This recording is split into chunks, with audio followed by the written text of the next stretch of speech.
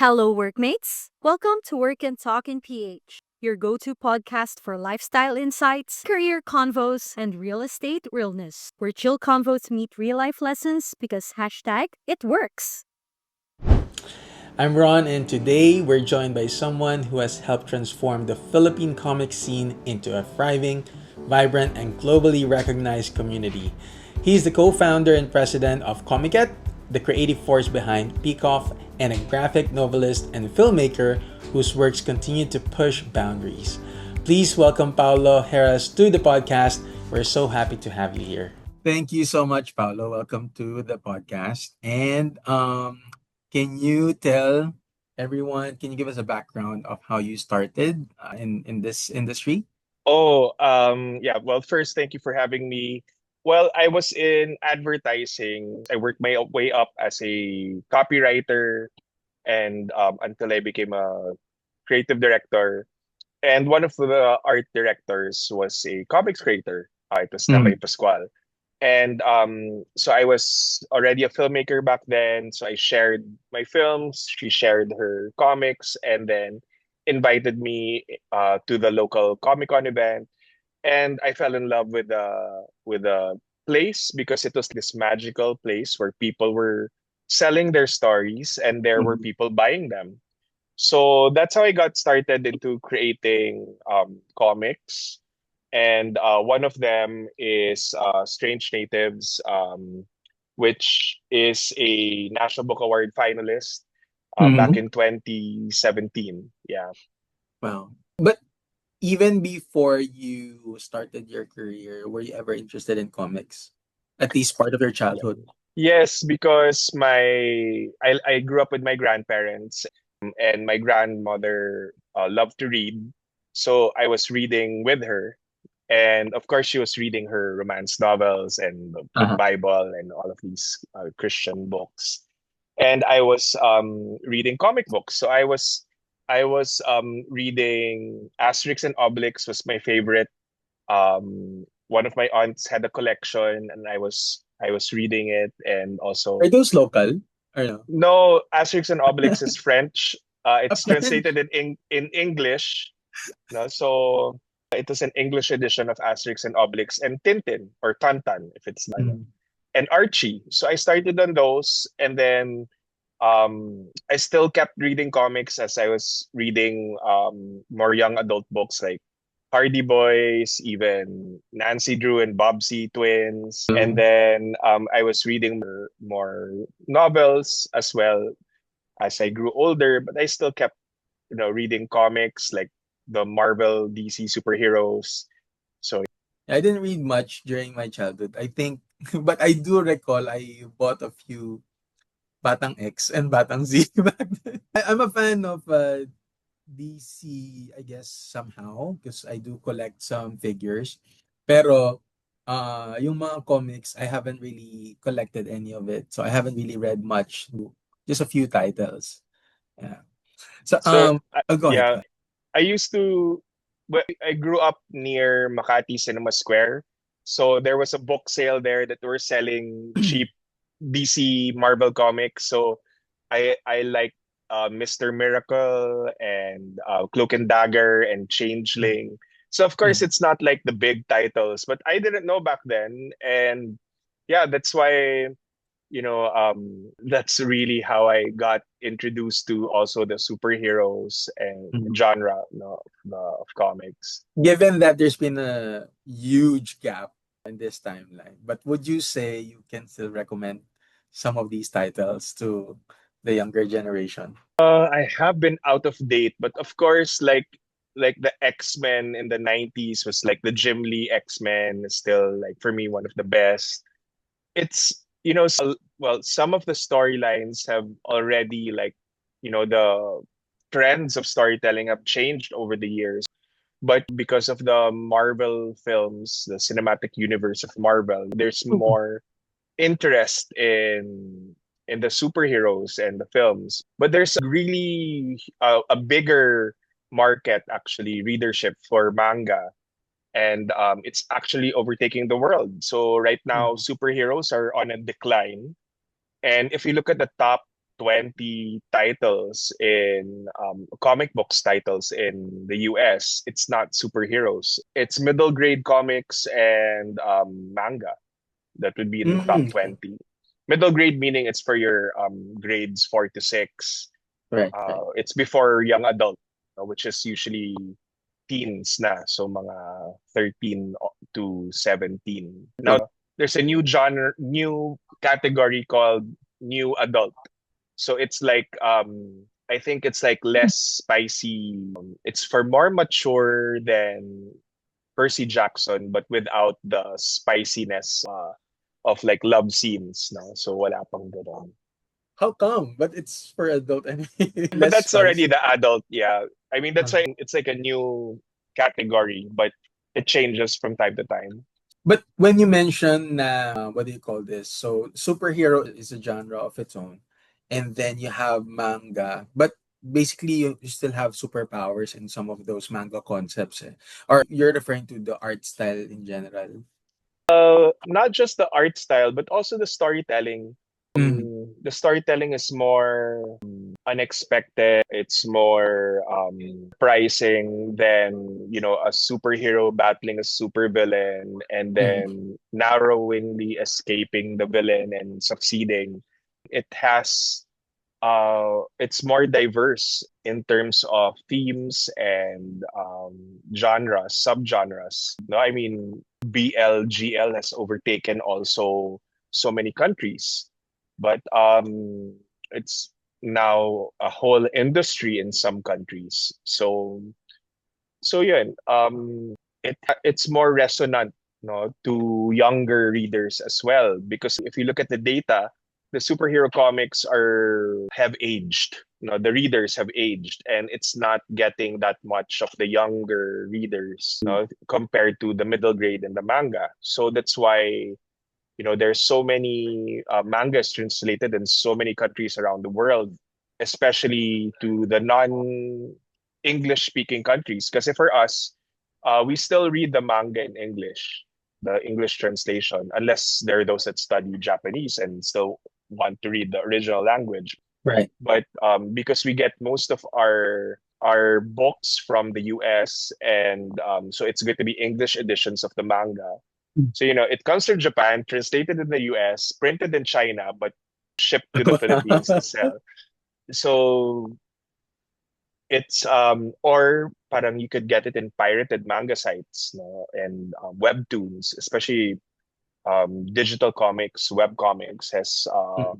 grown very popular during the pandemic onwards. No? So Mhm.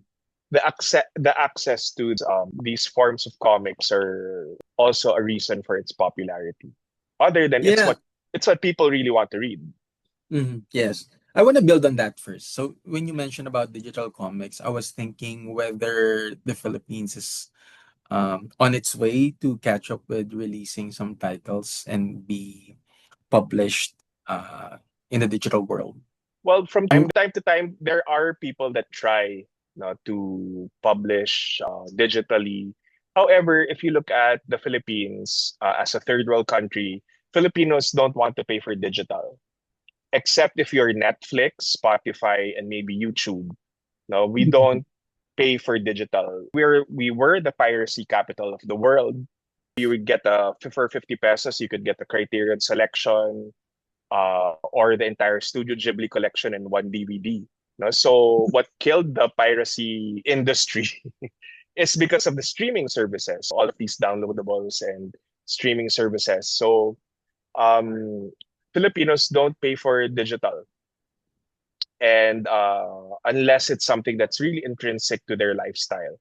So I've seen some people that put up websites or platforms, no, and the moment that they start charging, that's when it dies. So you're running off on people's passion and labor for free labor. And for the creators that upload their work on these free platforms, it's like giving your comics for free. So it doesn't translate to earnings so that the Yeah. creators can keep on creating. No? So even in social media, especially during the pandemic, a lot of the comics creators that were self-publishing their own work went to social media to post their comics first and would gain a readership, a certain following, and then the fans would buy the printed copies because they're collectors, no? Or it becomes a collector's item. So that's one thing that comics has that many genres don't, is that once that comics can become like a collector's item. No, so the print runs are very low. It's limited editions, and then that's why it could translate into sales if the creators would sell them online or Right. on ground. No, because comics is not available in bookstores usually, especially bookstores that sell office supplies as main wares, no, for Yeah. sale. So that's why it's really using digital as a promotional tool for your comics. But if you really want to earn from it, you have to print and sell it. It's still the printed material. Okay. I think the best use would be posting a few pages or a chapter for free, and then get the book on Shopee or on or on a e-commerce platform, or like TikTok. If you see the book being promoted on TikTok and then you Mhm, like it, you mhm. buy it in their store. So that would work more. But the moment that you read the comics, you upload the comics on YouTube, or you read it out loud, that's actually a violation of rights. So you could be we just don't have a I'm not sure if IPOFIL can chase after these copyright infringement cases, Uh-uh. but for film there is remember the Optimedia board can chase after pirates, diba? But we don't have that for text and image, violations for that. So yun, it's really a matter of do you want to be read and make it accessible for free, or do you want to earn back from all of the hard work that you've done, Mhm, and that mhm. would still have to be in print? So, which one is the most common path uh, taken by some of our up and coming artists? Well, some go digital and Mhm, then a print after, when they have a sizable amount and print worthy amount. So mhm, one example is siguro like Tarantadong Calvo. So he grew very popular during the pandemic. And when we approached him to ask him if he'd like to have his work published, we wanted to publish him. So that's how we started compiling it into books. And it won the National Book Award in 2021. mhm. And then the second book won the Good Design Award in the Philippines and Japan also. So that would be like the most ideal, that you could post it online and then print Mhm. it and then have the fans buy it while you sign it and sketch on it to make it with more added value. Wow. Well, if I can pull you back to your story of how you got exposed again to the comic. So you were in film before, then your friend brought you to a comic event, and then how did you get pulled into to that side? Now, so I was in film, and I made, well, right by as of today, I made four full-length films. But when I made my first two, I made it to a couple of festivals, but came back home broke. So I needed to get a job but I still wanted to get a job where I could be a better storyteller.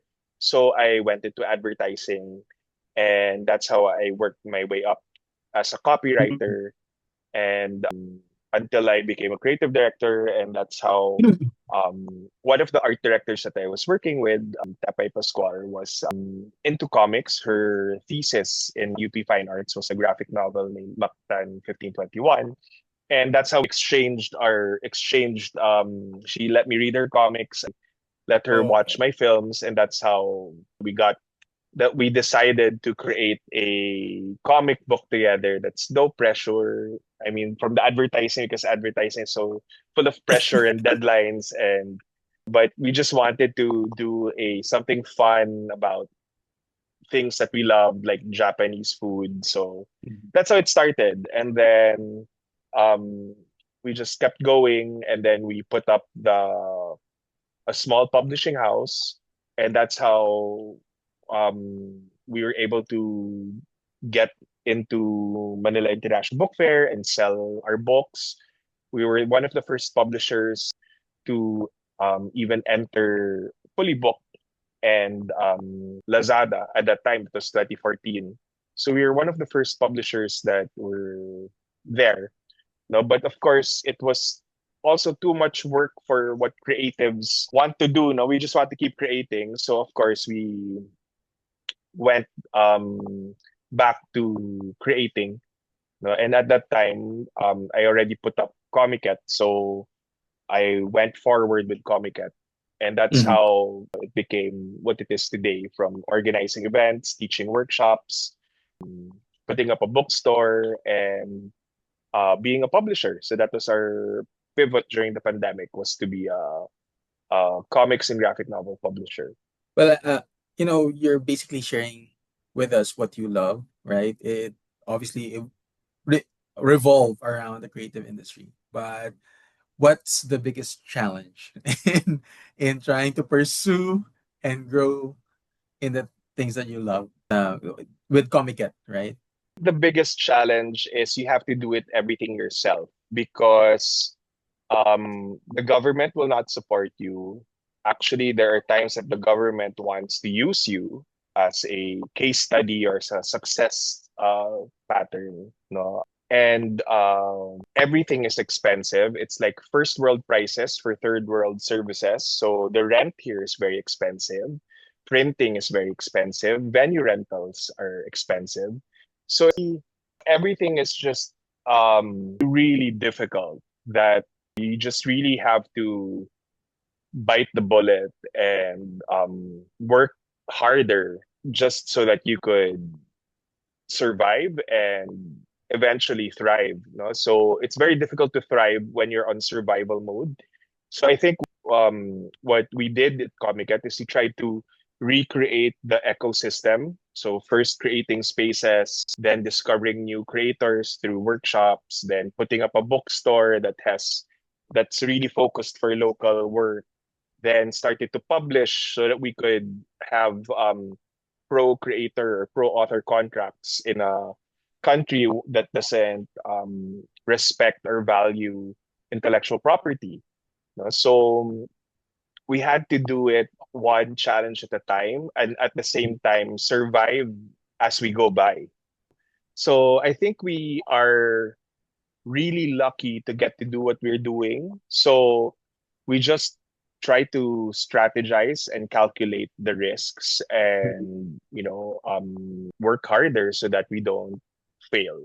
What's the most fun experience you've had? At least with with Comiket, with all the events that you plan, Alam mo, the most fun for me after fulfilling. most fulfilling after all of the highs and lows, all of the successes and failures and mistakes, I think the most fulfilling and the most fun for me is to see people succeed, and that get what they deserve. Because, like, for example, Tarantadong Kalbo is just one of the many authors that we publish. But Mhm. also, we have CJ Reynaldo, who is a deaf creator who advocates for deaf representation. And Mhm. this book is translated in Dutch and soon to be translated in French. So you could see that before, he was struggling to even get his book out. And it was even harder for a person with disability to even find a space for him where he Yeah. could so Tori Tadear, this is her book. She started with our in our second batch of our comic book creators workshop, and her first book was Sagala, which won in the Komiket Awards, and it was 4 chapters, which we also published, no, and compiled and published. But this is her entry for the Philippine International Comics Festival, and her third book is now published by Disney, Hyperion. So we're very proud of her also, Yeah. and we have so much to be proud of. Doobie-Doo asks also is the real life story of Bambi and Roland, husband and wife, Uh-huh. writer and illustrator, who discovered their firstborn child is on the autism spectrum. So it's their story on how they faced these challenges and found solutions to give their child Doobie a better life. And it's also translated in Turkish and Persian. So it's by the way. Right? It's not all fiction. So that's one of the Common developments, misconception. when we put up the Comiket, because before Comiket, it was mostly superhero, supernatural fiction, sci-fi, supernatural fantasy, or horror, and humor, and Filipino manga.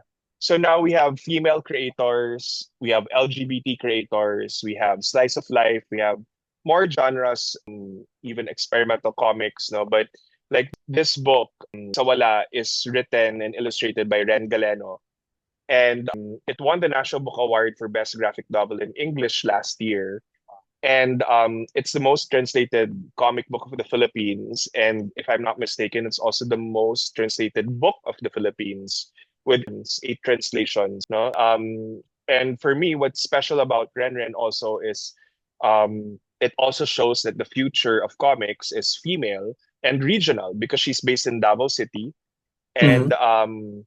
she also was a Pulitzer finalist last year for um, her work Searching for Maura, which was published by the Washington Post. So we have so many small and big success stories, even just getting a comic book out, even if it's like something that's already been existing, like Elmer. So we just published this last year, but Jerry Alangilan, who's the writer Mhm. and illustrator of Elmer, is one of our community's lighthouses. So he's one of the people, well-respected creators that really a lot of us look up to. So when he passed away in 2019, and we helped his wife sell the remaining books, so to also help earn funds. So we published this one last year. And this was also the first graphic novel that was translated in another language. It was translated in French in 2013. And it also had the US edition also of this. But when we started to publish this and we started to also help sell the rights, so now it's also available in, I think also by now it's on its seventh or eighth foreign edition. So we help the German rights get sold, the Burmese, and we just sold the uh, Portuguese rights to it also. But when we started to move, the French editions, French publisher's agent was also able to sell the Italian and Spanish edition. So Mhm. it's now, I think, head to head with Sawala. But of course, it's not a competition. We're just really happy that there are more and more of our books are getting read around the world, Mhm. and hopefully it would also inspire local readers to read our books because they're worth reading. No, Yeah. we're the books that people want to read. The people find the joy in reading. No? So if you want to take a break or therapy from the stress of every day, you can pick up Filipino comic book, and I'm sure there is one that is meant for you. And like this one is Death Be Damned, and it's a National Book Award winner for Best Graphic Novel in English 2 years ago.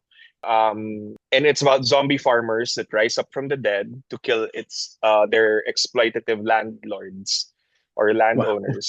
So there is political satire to it, And it's translated in, there's going to be a US edition of this, and also there's a German edition, and soon a French and Arabic edition. And we just also sold the Portuguese edition, Portuguese rights to this. So Wow. yun. So even somebody that's old, as 85 years old, so this is J. Ignacio's first book, and Mhm. it's illustrated. He's the writer of this, and the illustrator is Alex Nino, who's around 86 years old, and he's our last living comics master. And especially during the golden age of Filipino comics back in the 50s, 60s, 70s. So he is known worldwide more than he is known here in the Philippines, no? Because he's one of those that immigrated to the US to work with the US publishers. So this won the National Book Award, the National Children's Book Award, and it's part of the Philippine International Comics Festival's official selection. And it's translated in German, Burmese, and it will also have a US edition as well. So yeah, I mean that would be the most fulfilling, is to see our authors succeed, see people succeed, even if it's in our events, see our exhibitors, see our artists that showcase their work in our events succeed, see our students succeed, because it's so easy to fail. The conditions here in the creative industry, in a country that doesn't recognize intellectual property rights, and the inflation, that the economic condition, magnified by corruption, no? It really is all factors for you to fail. That's Mhm. why, whether the success is little or big, it's really fulfilling to just have somebody succeed. It doesn't matter who it is, as long as somebody does, because Yeah. you know It gives hope that it can be done, right? and that, even a little bit more respect for comics, because comics has been one of the underserved and marginalized literary genres and visual arts, because comics is, that's what's unique about comics. It's both visual arts and literary arts. Both don't give it an equal treatment, no? So mababa ang Mhm. pagtingin sa comics. Even if you look at NCCA, it's not recognized in the literary committee. It's more on, for a time, it was going back and forth. Is it literary arts? Is it visual arts? Nobody wanted it until it was decided to be with visual arts. But, we're both. And that's why it doesn't get that much support, because, in the ladder of important things, it's just not seen as important as, let's say, painting or poetry. Uh-huh. And of course, because I'm from comics, I'd say no, it's not true. But you're battling, and it has to be a battle, diba? It's not as if, because there is very little support, it's like you are battling each other out, for whatever little scraps that some government agencies are willing to give. And yun, it's basically But thank you for because sharing. we could go on and on about how things fail, but I think we don't have a good distribution system, and that's for most creative industries. That's why even getting our work outside, going through customs, that's also another ano. So it's so easy for products from China to come in, but it's so hard for Filipino products to go out. So there is really a double standard for local work to survive and to thrive. Mhm. It's like we are being conditioned not to survive and to just stay small and stay poor. Parang ganun. Like, okay, may threshold ka lang. Bawal kang, bawal ang ginhawa. So, Grabe. it's, and if guminhawa ka ng konti, you'll be seen tuloy as corrupt, or you'll be seen as you're doing something fishy, because it's so hard to survive. It's so hard to thrive. They It's so hard to question you. succeed. So if you do get ahead or get up or take a step forward, oh, there's something you're probably doing something something fishy, so that and not recognizing it, took a lot of hard work, and it was a lot of calculated risks and strategy and market research. When we were selling rights in international rights markets, no, very few were able to sell rights. So what we did was we did market research. We checked what comic books or who was publishing comics, what were they publishing, what were the book specs, genres, art styles. And that's what we discovered, that our comic books here in the Philippines are thin and small. So I came back and informed all of the authors, all of the people from our community that was willing to listen. I said, we have to publish, we have to create longer work that is organic and not forced. No, it's not like a teleserie that you can just stretch, because Stretch. nobody enjoys that, right? So it has to be organic. And when I came back, as part of the Frankfurt Invitation Program, which was sponsored by the Frankfurt Book Fair, that's when I started to meet more publishers and find a support system. And I kept doing research. Now, maybe Frankfurt is not the market for comics. And true enough, there was a better market, and that was Angoulême. And we were able to get some support from the National Book Development Board, who believed in comics. They were the first one. It was this administration that by Charisto Gade, who the executive director, who really saw us and supported us, and we represented the Philippines in Angoulême, and that's where we sold a lot of rights. And we weren't the only one that was supported. There was Bologna Children's Book Fair for the children's books, and Abu Dhabi Book Fair for the trade books. So because we were the best performer, we still were able to get a little bit more support. And that was in Angoulême again this year, and in the Frankfurt Book Fair this year as the guest of honor. So because we know that, the very rare for government support for books, and all the more for comic books, because of course if you look at the grants, it's really given to poets or short story writers or fictionists. So if you're going to compete with that, it's not really going to be regarded that equally, no. But we're the ones that sold rights. So out of 200, over 200 rights sold, 100 was comic books, and out of 30 German editions, 20 were comics. So it really points. I mean, if you're looking for proof of concept and Uh-huh. who is worth supporting, that has a chance of succeeding globally. I mean, there's data already and proof of concept. So yun, but because everything is short-lived, I think our thinking, no, is short term. It's there's no long-term planning. It's like at the end of one admin, it's a change of guard. So everything starts from scratch. And that's why it's very hard to develop, long-term success, because everybody wants authorship, everybody wants credit that they did this. So yeah, that's why it's so hard to succeed in the long term, because everything is just so short-term thinking and thinking.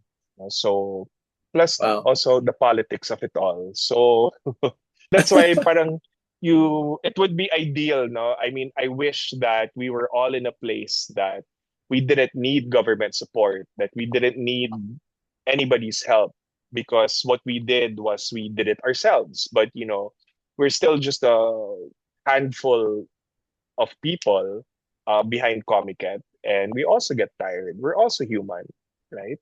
And you know, maybe like our logo is a comet, that's a cat, so maybe like a Okay. comet, there will be a time that our time will be done, but at least we know we did our best and we did what we can, and we did what we thought was best for comics, and we're just lucky to get to do what we're doing. And I'm sure there will be in the future others that will surpass us and that will even push comics forward even farther. So Yeah, that's why we're just taking it one event at a time, one book at a time, and see and just try to, help as many as we can. Super inspiring, Paolo. Well, across all the good things and a lot more bad stuff that we heard, if what will be your message to aspiring publishers, creative writers? Given the current situation, obviously, right? Because I think you have fairly given a very good, let's say, warning or precaution, right? With the current situation, but you've also given a little bit of hope with how proud you were with your success stories. So, what will be your maybe could be a message, could be an advice to some of our viewers perhaps who would be looking into some. Well, the good thing now is that there are more ways to succeed. You just have to do it yourself. You just have to find what works for you. Um, there are more ways to succeed. People don't need a publisher anymore. Some people self-publish. A decade or two ago, it wasn't even possible. So some people found agents, literary agents. Some people found foreign publishers. Some people got translated. The gates are open. You just have to have really good work. I mean, if it's really good work, it's undeniable.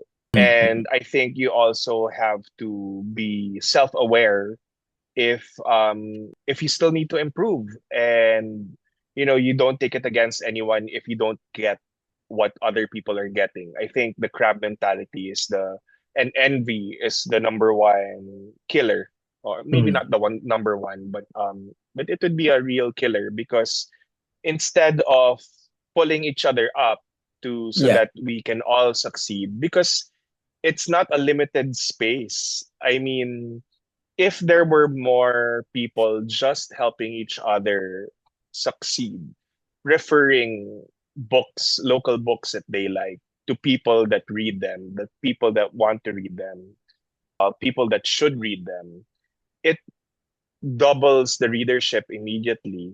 And if it's less about me, and it's about we, I think it would really pull each other up, instead of pulling each other down on who's better than what, who deserves more, um, who's getting and who's not getting what they want. That would be, especially now that social media is so, readers have access to you. So they will not want to buy from somebody who has a very bad attitude. So kindness is also a currency. Diba? I mean, you have to be likable. People buy your book because they like you. I Yeah. mean, that's also one thing. No? And I think that isn't taught in school. There are a lot of things that aren't taught in school because maybe some of the teachers don't, have that much industry experience, or have a different experience if they do. But yeah, it's attitude, and kindness is also currency, and gratitude opens doors. I mean, these things are soft selling, the soft Yeah. sell. Everybody's focused on the hard sell, but it's actually what sells more is the soft sell. I think in a lot of industries, naman, it's a lot of the competencies needed really are the soft skills now. I mean, it's like a battle of, before I'd say the key competencies would focus only 30% with the soft skills and then 70% with the skills required really for skill sets for the job, for the function. But now I think it's really 50-50. You're right in mentioning the kindness because the reputation in SOCMED is really impactful, right? So And and I'm not saying don't be I mean, to be a doormat. No. I mean, you have to know how to say it in mhm, a nice way, in a effective way. You don't mhm. have to do cancel culture. You don't have to expose and shame people. I mean, it's so unnecessarily toxic. You know, some things can be solved with a conversation, right? I mean, we all come from different backgrounds, so you might have different experiences, good and bad, traumas and triggers, diba? So it's something that that's totally different because before the author can just hide behind the book, and now they're friends on social media, and if they say something, if they do something that they don't approve, I mean, there are many people who were canceled because of, or who were ostracized because of things that they were just doing as a human being that sometimes need correction. I mean, we're all in the, nobody's perfect either, diba? So it's just a little bit less forgiving, I think. And it's like, I like that. I like that last phrase. I mean, that's something new across all the words describe the environment that we're in. We're a bit less forgiving. So maybe we could try that differently. Well, Paolo, I think you've given us too much of your time and a lot of these experiences and a lot of these titles. I wish please give us a link to where we can check on the titles. I myself am guilty. I haven't really explored a lot on the with the newest titles in the comic industry. Might as well try it. And thank you so much for giving us your time today. thank you for having me, and I hope to encourage the readers or the viewers to start reading Filipino comics. There is definitely something that's right for you. Naglako. Yeah. Nagtrabaho pa rin. But yeah, there is, a book for everyone. And these books are actually doorways. So Mhm. if you like a certain book, it will really encourage you to read more and read another one and the next one. And it's so much to be proud of with the work that we're doing. And it just gets better from here. Thanks so much, Paolo, for sharing us not just the story of Komiket, but also your passion for giving Filipino artists a platform to be seen, heard, and celebrated. And to our listeners, I hope Paolo's journey reminds you that art and advocacy are not opposites, but partners. Like Paolo, we can choose to live, work, and dream right here in the Philippines and use our creativity to lift others along the way. Once again, I'm Ron, and this is Work and Talking PH, your go-to podcast for lifestyle insights, career convos, and real estate realness, because this is where chill convos meet real life lessons. Hashtag, it works.